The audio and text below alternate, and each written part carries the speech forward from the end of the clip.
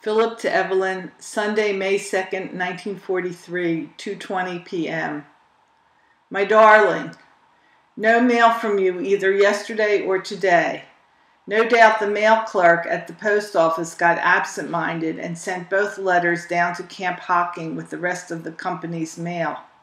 In the meantime, besides missing your letters very much, I don't know what is going on at home, and this bothers me, especially since I couldn't afford to call you last night. I still owe Red $2. I owe you 15. Subtract this amount plus $4 more I owe for the company yearbook from the $23 I have, and you can readily understand why I couldn't afford to call you last night, although I was dying to. I haven't approached Lieutenant Bentner on the subject of a 3-day pass, figuring that I'll have a better chance later in the week. The hell of it is that I must also get an okay from Lieutenant Maximovich, the CO of HQ and HQ Squadron, to which I am attached for quarters and rations. Together, it's a tough proposition, and I'll consider myself extremely lucky if I get that pass. Last night, I finally got around to seeing the Bennises. We spent most of the evening chatting about this and that, and reading over and signing Adele's policy, which most likely arrived with this letter. We stopped to pick up a pair of 19-year-old twins whom the Bennises have known since they were 9. They were drafted last week and sent to Fort Hays in Columbus for induction. Their home is in Canton, Ohio, and they were completing their 2nd year of college when drafted. We stopped at the fort to pick them up at the gate and returned them just before 11 p.m.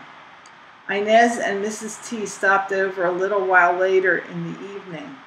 I showed the snapshots around, and they all thought they were swell. They thought Adele adorable and admitted that you didn't look so good.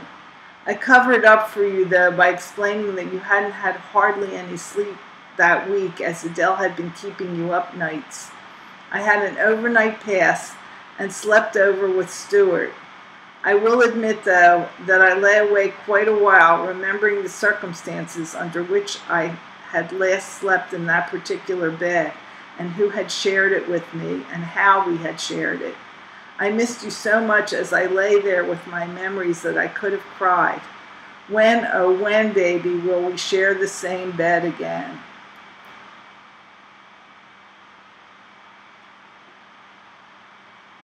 Page 2.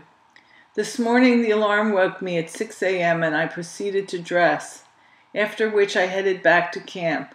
But I was still sore inside for the want of you, my darling. Mr. Bennis called to me as I was going downstairs and asked me to give him a call today. It is a miserable day. A cold drizzle began to fall from a gray sky about 1 p.m. and is still continuing. If the rain stops, I may go to town again tonight, 'cause I'm not fit company for myself today. If it continues to rain, I'll probably go to the movies. Almost the first thing Cy said when I walked in on them last night was, "Evelyn sent me a birthday card." He was as pleased as a kid with a new toy that you had remembered his birthday. I think Faye forgot all about it being his birthday, 'cause he didn't say anything about receiving any other cards. He thinks the world of you, sweet, and I can't say that I blame him. There's not much doing around the office, and I haven't heard anything new about the boys down at Camp Hocking, except that they were kept pretty busy working on the trucks. I'm waiting to see what the new snapshots of the Cherub look like. If I like them better than these, I'll send these back to you. Not before. After all, even if the snapshots didn't turn out as well as you would have liked them to, they are the only ones I have of the pumpkin. Today is 3 weeks since I so reluctantly took you to Union Station and watched you go away from me once more. So far, our life together has been a series of sad partings and joyful reunions. I, for one, feel that a joyful reunion is in order. What do you think, my lovely? Are you nearly as hungry as I am right now? You couldn't be more so. I adore you, my precious Chippy, and am most painfully eager to know once again the heart-lifting ecstasy which only your dear presence can inspire in me.